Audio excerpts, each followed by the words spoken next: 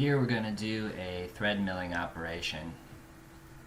If you examine the component, you can see that we have 4 blind tapped holes and 1 tapped through hole. By opening up the Properties tab,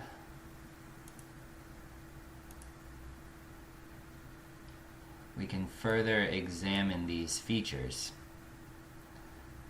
Selecting the 4 blind tapped holes, we can see all the features related, or all the properties related to this particular feature. One of importance in particular is going to be this pitch, the thread pitch, which we're going to need when selecting a tool for our thread milling operation. What we're going to go ahead and do is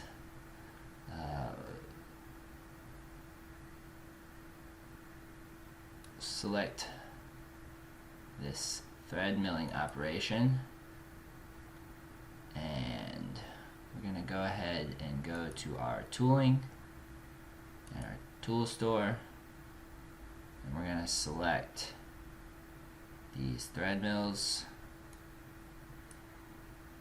and we're going to go ahead and select this 17 millimeter thread mill with a 2.5 millimeter pitch. I'm going to accept all these default values. Leaving these as 0 will basically create an associative relation between the highest level of the feature and the lowest level of the feature, being the depth. Hit OK. And now if we examine our features and we click on front view and we unrender the component as well as the features and we zoom in, you can see we have our thread milling cycle.